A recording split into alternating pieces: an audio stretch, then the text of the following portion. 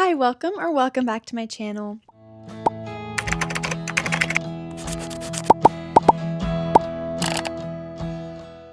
It is over halfway through the year, and that is the craziest thing I think I've ever said. This year has flown by, so I thought I would give a halfway recap of the books I've read, the books I'm planning to read, and then just do some little reviews and vlogs here and there. I'm doing something very fun this summer, so I do have a few books to read before that, and then a little dilemma for what I want to read while I'm there. But I am going to Oxford for a summer creative writing program, and I am so excited and just so happy that I got the opportunity to do this. I always wanted to live in London, so I feel like this will be like a little test run, which I'm so excited about, and I get to learn about writing, do Oxford classes. But I thought I would run you through the books that I've read this year. I thought I've read so many more books than I did this year because I read the whole Keeper of the Lost Cities series, the Throne of Glass series, but I guess I really just read those two series and then a few other books in between. So I've read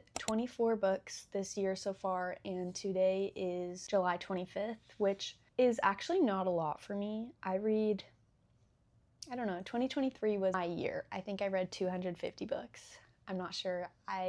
There's a lot going on at the moment. But I've only read 24 books, which, whatever.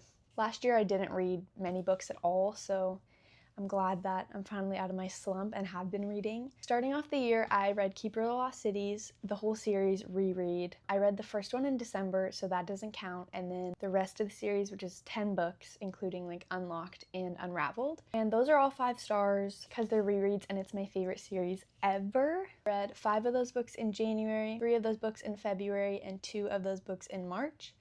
And then also in March, I read Just Friends by Haley Pham, her debut novel. I absolutely loved it. I rated this book 4 stars. I thought it was so cute. Perfect spring and summer romance. I loved the aesthetic and characters. There's little tabs that you can choose kind of what relates to the book. And for this one, I chose believable, change and grow, likable, predictable but satisfying, beautiful, beautifully written, setting fit story, easy to read, and a few more. Really loved that book. Great start to the year after reading Keeper of the Lost Cities. It was fun, it was different, and I needed a little romance in there. That was in March, and then in April, I started the Throne of Glass series, which was a journey. The first book took me 2 weeks to read, but that is the only thing that I read in April, unfortunately. It took me forever to get into. I was so bored. I didn't know what was happening.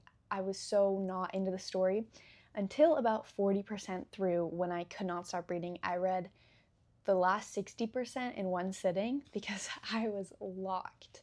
I rated it 4 stars, and the tabs I put are likable, memorable, minor characters stand out, strong relationships, addictive, slow start, strong finish, ancient, magical, beautifully written, and so many more. This book, I really did love it. I knew I was gonna love the series, but I was like, maybe it's not as insane as I've heard, but I'm gonna read the next one because I am really invested and I need to know what happens. May, I read Crown of Midnight. I loved that book. Seriously, if the last 3 books weren't a thing, Crown of Midnight would be my favorite one of all of them. You know, because the last 3 are just the best books you've ever read, ever. Crown of Midnight, I also gave 4 stars. Very slow start, very strong finish. I said believable, change and grow, likable, strong relationships, gripping, excited, slow start, strong finish, twisty, enchanted, and so many more. I loved Kale and Selena. I was also kind of always Team Dorian though, but spoiler, Crown of Midnight spoiler, mute me or skip. Once Kale and Selena ended, I was kind of like, they're really good together. Like, I really did like you together, and I think you should get back.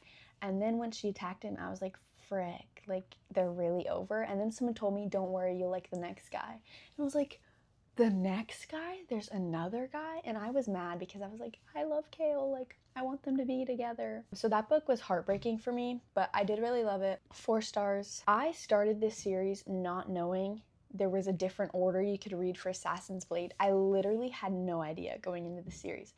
And then, I don't know, I finished Crown of Midnight and I texted my friend, I'm done, and she's like, OMG, read Assassin's Blade. And I was like, read what? And she was like, Assassin's Blade. And I was like, okay, like, can I wait until the end of the series? Because this just ended insane and I need to read the next books. And she was like, no, you have to read it now. So I think I was I was really, really just wanting to get to the next book, and I hated the beginning of The Assassin's Blade. I thought it was so slow. I just wanted Sam and Selena to get together. I did not care about the desert. I did not care about anything else other than Sam and Selena. So when I first finished that book, I did cry, by the way, because I love them. But I did know it was coming, which is why I think I would have felt it more if I read it first. I'm heavily like, do whatever you want, read it first or third, but I wish personally that I read it first because I think I would have appreciated it so much more. I respect Selena wasn't ready to tell the story, but I also respect that Sam deserved to be loved first. So I'm not really sure where I stand on that, but I read it third and I wish I read it first because I think I would have taken it in more and loved it even more. When I first finished the book, I gave it 3 stars and then I sat on it and I was like, okay, I do really like this. Like the vibes were unmatched. It was really good. So now I gave it 4. It says 4.5 stars on here. I think I felt bad that I didn't rate Sam's book higher, so now it's a 4.5 star. I said believable, multi-layered, strong relationships, addictive. I don't think I thought that. At the end it was actually. Gripping, excited, slow start, strong finish, setting fit story, unique location, ancient, gritty. So that's kind of what my thoughts were on that book, but I did really like it after I was done. And then we moved on to Heir of Fire. I think I was a little taken out of the story, which is why I wish I would have read Assassin's Blade first. But all that to say, I did love Heir of Fire. It took me forever to get into it though. I don't know, all her books start really, really slow. Put any tabs for this one, I just put 4.5 stars. I did really like it. I loved Rowan. I loved him immediately, even though they were like throwing fists at each other. But I always shipped them. I thought Kale should find someone else. They should move on from each other. And they did. And I loved it. I loved watching Aelin come into herself in that book in a way. I did love reading that. I cried a few times, but I also don't feel like I really, really took that book in, and that's why I want to reread it so bad. And Heir of Fire was the last book I read in May. I read Crown of Midnight, Assassin's Blade, and Heir of Fire in May. And then we move on to Queen of Shadows. That book changed the Throne of Glass series for me. I started Queen of Shadows the day before I left on my trip to Europe, and I finished it on the plane because I was so locked in. I promise you, no flight has ever flew by so fast, and now I need to get myself hooked on every flight I go on because I'm like, that was nothing. Seriously nothing, because I was so locked in, and the flight is so long, but literally I didn't care. I was like, I need this flight to never end so I can finish this book, and I did on that flight in Europe. Before I was like, yeah, this series is good. This series is incredible. When I read Queen of Shadows, I was locked in from the start of this book. I don't know if it's because like Rowan and Aelin were together and I wanted to see more of them, and just the story. Dorian's story made me want to read because I was like, get him out of this collar right now. Like I needed it gone, so I was like, I have to keep reading, I have to keep reading. I rated this one 5 stars, the first 5-star of the Throne of Glass series for me. I put clever plotting, action-packed, slow start, strong finish, suspenseful, majestic, vivid description, setting fit story, whimsical tone, and so many more. But I think this book was just the start where I really was like, wow, this series is going to change my life. These characters are like a part of me now. I'm obsessed with every single person. Like I just never want this to end because the book was so insane. That's when we move on to the tandem read. If you don't know what a tandem read is, basically Empire of Storms and Tower of Dawn are based in the same timelines but happening in different places, so you can read them at the same time and like jump back and forth between different stories. So I was like, heck yeah, when am I gonna get a chance to do this? Yeah, I'm doing it. Mind you, I'm in Europe, okay? But I have a Kindle, so I'm like, who cares? I start Empire of Storms and I don't stop. Seriously, I finished Empire of Storms and Tower of Dawn in 3 days maybe. In Europe, I just could not stop reading. I was in Provence, so there's nothing to do there. I sat outside and I read for 3 days straight, and I finished them. Empire of Storms was the best book I've ever read in my life. Ever read in my life. I've never felt this way about a book ever. 6 stars. It was insane. Just everything, like every character, I was never bored. I went through that book like nothing else. And then I'd have to read Tower of Dawn. And I know this book gets a lot of hate. Now looking back, I want to reread it, which I didn't think I ever would. I loved Kale and Irene. Seriously, I was in it for that story. That's the only reason this even got 3 stars. Nesrin?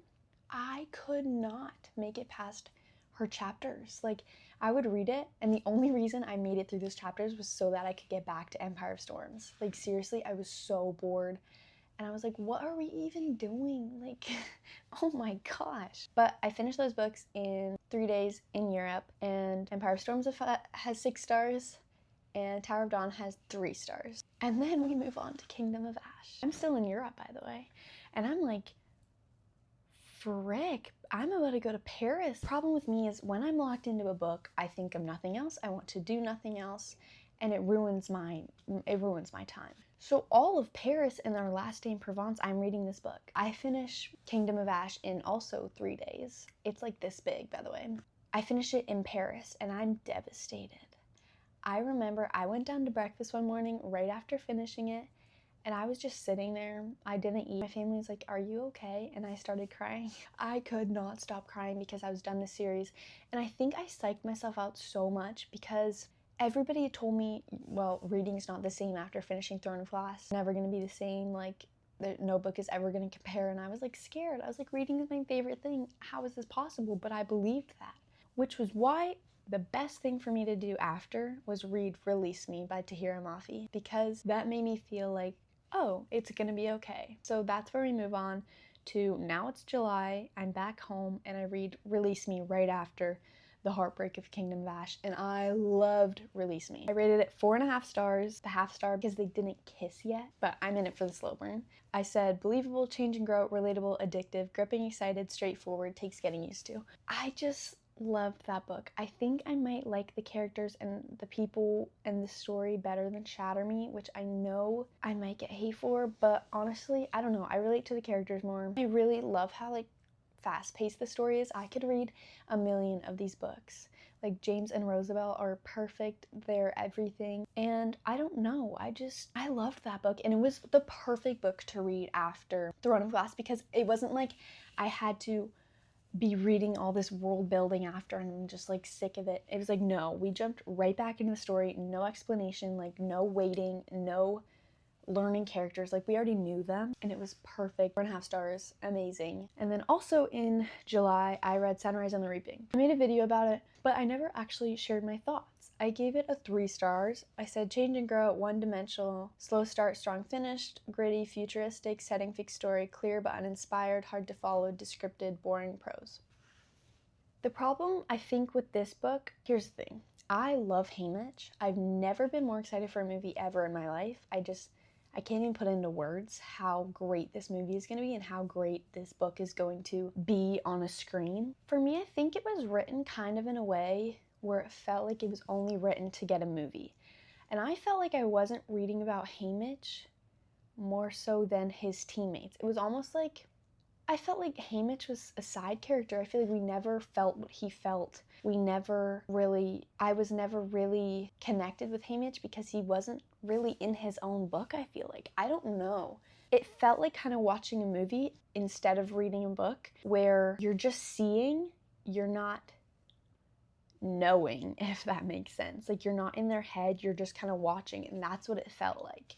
It didn't feel like I was in Haymitch's brain feeling what he was feeling, seeing what he was seeing. It was more like I was just watching what he was doing, and it was more about the people around him than actually him. All that to say, I sobbed. It was so sad. It was crazy. But those are just my thoughts. And then I read The Gilded Blade, which I gave 3.5 stars, unfortunately.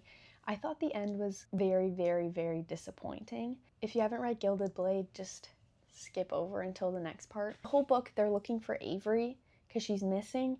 And then when they find her, the reunion is like this big. It's maybe like 2 words. And I'm like, Jameson spent the whole book losing his mind, going crazy, needing to find Avery, and when he does, it's like nothing special. I was really disappointed about that, and just the ending felt so rushed, and like she really just wanted to get it over with. The book also was filled with clues where it's like, I'm never gonna know what you're talking about, and neither is everybody else, so it felt kind of useless as the reader, if that makes sense. Like I wasn't wondering like, what does this mean? Because it's like, we as readers will never be able to find that out, kind of, because it's just kind of like these useless clues, and it felt, I don't know, just not my favorite. All that to say, the plot twists, the one plot twist, I'll give you a hint. Jameson and Grayson in the room with somebody else. My jaw was dropped for like 3 pages. On the topic of Grayson, Lyra was like not even a side character. This was supposed to be like her book, her series, her and Grayson. She was not even part of it at all, and every time we'd get her chapter, it would just like skip time. It'd be like, we found this the next day, and then we found this a couple hours later. It's like, I want to know Lyra. I want to see her and Grayson. It's like, you're not explaining anything about her. She was very not in this book, and that disappointed me. So I gave that 3.5 stars. And I went to the Gilded Blade book event, which was really fun. Asked people questions. It was amazing. And as I was sitting there, I had already finished the book, and I was sitting there waiting, and I was like, well, what do I do? I'm going to be here for 2 hours before it even starts. So I was like, oh, let me just go choose a random book. So I went to the young adult section. Grumpy Rival was sitting there, and I was like, oh, hockey romance, this looks fire. So I picked it up and I started reading it on the floor in Barnes & Noble, and I read a quarter of it in like 30 minutes or an hour, whatever. And I was like locked in. I was like, wow, this is really good. And I don't usually love contemporary romances if I'm not locked in right away. And I was like, wow, I really, really love this. So I was like, well, obviously I need to get it. So after the event, I got it. I came home and I read it in one night. I stayed up till 3:30 in the morning and I read it. I was so locked. The problem with me in contemporary romances is I cannot stop when I started, because it's like, you never really know when they're gonna get together, and there's kind of romance the whole time, and it's like, I have to see this through. I can't stop here. And if I can't stop here, there's nowhere to stop. So I just kind of finish them in one sitting, which isn't healthy when I start them at 1 a.m. I finished that book. I gave it 5 stars. I loved the characters. I loved the setting. I don't like childhood friends to lovers. This one is so different though. Like seriously, oh, it was amazing. I did a review on this one. I gave it 4.5 stars. Oh, 4.5? I think it deserves 5. I said, just like every other hockey romance, and I love it. Because I do. It is just like every other hockey romance. And I said, believable, memorable, relatable, addictive, gripping, excited, easy to read, fast-paced. And oh yeah, I only gave it a 4.5 because the half star, the whole book, basically she has a list, and on that list she wants to be kissed before she graduates. And I'm like, okay, fire, like I'm locked in. When she finally gets kissed, mind you, the whole book is leading up to this moment. When she finally gets kissed, she doesn't even make it a huge thing. And when he confesses his feelings for her, she just smiles. He was more excited in a way than her. I'm like, we just spent a whole book of you waiting to be kissed, and when you are, you're not making it even a big deal in the slightest. And when he confesses his feelings for her, she's not even shocked. This should be a shocker for you. You've known him like your whole life, and you've never known he's in love with you, and then he says he's in love with you, and you're just like, oh, me too. I was like, what? I would be like on the floor vomiting, screaming, not able to do anything. But 4.5 stars, I loved it. And then I read Rival Darling, which I was supposed to read first, but I didn't. And I don't know if this was the author's first book, but it was very, very different than Grumpy Darling. The writing was clunky and just not my favorite, not easy to read at all. It was very like, she was explaining everything, but kind of in a way that didn't need to be explained. Oh, they're also fake dating, and he will say like, well, you're my girlfriend, and every time she was like, fake girlfriend. Girl, he knows, I know, we know that you're fake. He's like joking about it too. I'm like, can you just take the joke? She could not take sarcasm. I really disliked her. She was so literal about everything. He'd be like, well, we need to go on this date, and she's like, fake date, remember? And he's like, yeah. Like, girl, are you stupid? His chapters, though, the writing was so much better with his chapters. So I don't know if it was just the way she was supposed to be, but I really disliked her. But anyway, I finished that last night, and yeah, 3 stars, generously, not gonna lie. But let's talk TBR, next read, kind of that vibe. My next read is Wild Darling in this series. I'm gonna finish it before I go to Oxford, and then I have a dilemma because, like I said, the whole Europe situation, I was distracted. And it ruined my trip because I just wanted to read the whole time. And I can't have that happen when I'm trying to like do classes at Oxford and trying not to like get kicked out because I just want to be reading. and I won't be in it, and I'll disclude myself from everything. I'm like, I can't let that happen, but I need to read something because I've only read 24 books this year, and I'm not gonna let that slide. So I was like, okay, we have 3 different options. We can read Magnolia Parks, Lightlark, or Akatar. Those are my top 3 that I have to read this year. But then I was like, I'm gonna be locked in on all of those, and I don't have time for that. So scratch that. I was like, oh, I'll read the Darling series. I've read 2 of them in 2 days. Scratch that, I'll be done before I leave. So I'm thinking I'm going to reread Once Upon a Broken Heart so that I can be ready and the knowledge will be in my head before the next book comes out, which I'm very, very excited about. So I think I'm going to do that, or reread Shatter Me. I want to reread something. So I'm locked and I'm reading, but I'm also not thinking about it every second of the days. All this to be said, I'm so sorry all that was so long. I'm currently reading Wild Darling, so I think I'm going to lock in on that tonight. And yeah, this one is about their brother Parker, which I'm so excited about. He is my favorite character and I've been waiting to read his book. His is Enemies to Lovers, and I think she's sporty too. And I'm like, I couldn't picture him with anybody who's not sporty, because he's perfect and she has to be sporty. Just hoping she will be written more like the character in Grumpy Rival instead of Rival in... Oh, I get the names mixed up all the time. Grumpy Darling instead of Rival Darling, because she was better written than the first book. So I'm hoping she's written like that. Let's get to reading.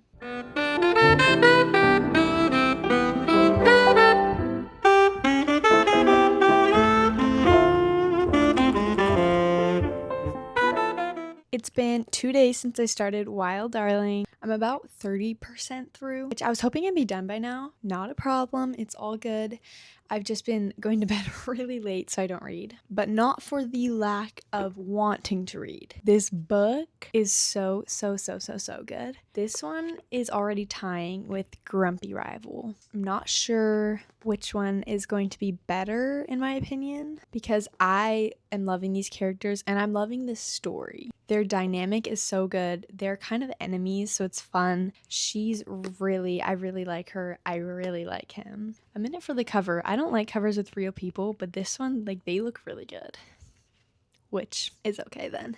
I am really liking it. In this book, he goes to hockey camp as a freshman, meets this girl, kisses her, only for her dad to see them kissing, and her dad is the coach of the hockey team. So he gets kicked out because the coach already didn't like him. He already had caused trouble, and then her dad is very mad at her. So I think, we don't know this yet, but I think he told her she wasn't allowed to play hockey anymore, because now, 3 years later, as seniors, she doesn't play hockey. And there was like a little hint as to why. He says, yeah, well, it's easy to judge when you're sitting on the sidelines. My eye is narrow. Now he'd hit a nerve. I don't want to sit on the sidelines. Trust me. I would have given anything to swap places with Parker. You walked away from that summer camp with a slap on the wrist. Consider yourself lucky. I think she's not allowed to play. She got banned. But I started squealing. They lost their goalie. He broke his leg. She's a goalie. And yeah, she's a girl. They don't have like a girls hockey team. I don't care. I think she is going to join the boys hockey team, which would be so good. But anyway, their banter is so cute. They don't like each other. They're very much like enemies, which is really funny. Their chemistry is still really good. And that's where I'm at. I went to Barnes & Noble, so let me give a little haul. First, I got this. I've been reading on Kindle, but I wanted the little trophy like I always have to. So I got Wild Darling. Then I got Rival Darling because I didn't have this one. I have read it, as you know, but I bought Grumpy Darling first. So now I have the whole trilogy. There is another book coming out. I'm so excited. It's Parker's sister and his best friend. Like, they're both really cute characters, so I'm excited. And then I got a couple things for Oxford. First off was this notebook, and then this pencil case that goes like around the notebook, which is so cute. They kind of match. I usually go for more neutral colors, but I was like, screw it, it's fine. And that's my Barnes & Noble haul.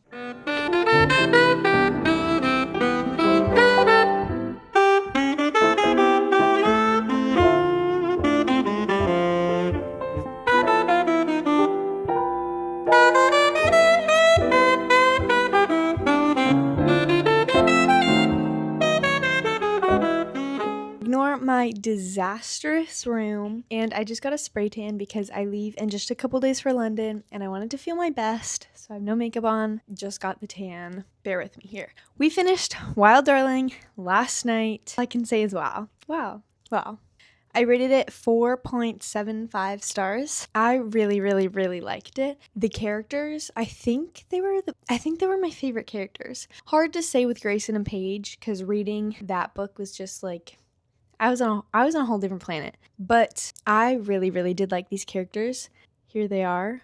Oh, I also got my nails done, just simple for writing and stuff. But anyway, so all of my predictions were right for this book. Can I just get like a round of applause or what? Anyway, I think writing these kind of girls that like join a boys hockey team or are just very sporty can sometimes be hard to write because they can be written as pick me and annoying in a way, and not because they play sports, just because the way that they are portrayed in a way, if that makes sense. I love reading about girls who play sports. That's not the problem at all. I think they can just sometimes be written pretty annoying. She was not, though. I really, really, really liked her so much. I loved reading her chapters. And then there's Parker freaking Darling. He is like perfect. Seriously, when someone asks my type, him.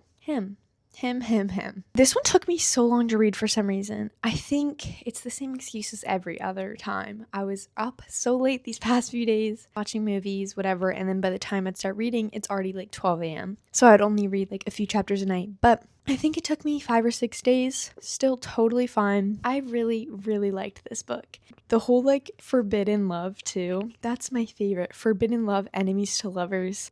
It had everything. I loved that she joined the team too, because it just added like a whole other element of not a basic hockey romance. I don't know if you guys are reading hockey romances where the girl joins the team every time, but I've never read that. And I loved it. No notes. I am going to miss the Darling brothers so much, but I cannot wait for the next one. Next on the agenda, I probably won't be recording any of this because I leave like really, really soon. But I think the next book I'm going to read is Starside, and hopefully I can get into it tonight, and then I'll read it on the plane. Hopefully be done it before I get to Oxford, but if not, no worries. I'll probably finish it within the first few days, hopefully. And then after that, I'll just like reread maybe Once Upon a Broken Heart or Shatter Me or something, because you know how obsessed I can get with books and fixate, which I don't want this trip. So hopefully I'll be done Starside before. I'm very excited to read it. I'm going to start that tonight. And if I have time tomorrow and if I've gotten far enough in, I'm going to give you guys an update on that book. But if this is the end, we'll give a proper intro tomorrow. But finish the Darling series. Wish it wasn't over. The next book comes out really soon though, and I can't wait. But I will keep you posted. Peace out. I started Starside last night. I think I read the first chapter. It was a really, really long chapter, and then I went to bed. But I am really liking it. It's giving very much like powerless fantasy vibes so far. But we're just getting started. I leave soon, so I think I'm going to try to read a lot of this tonight so then I can be locked in for the plane ride. But other updates, I just came back from watching Spider-Man Brand New Day. I gave it a 4 out of 5 stars. I really liked it. It was so good. It was just missing something, I think. But other than that, those are all the updates I have for you. Thank you so much for watching. I'll see you in the next video.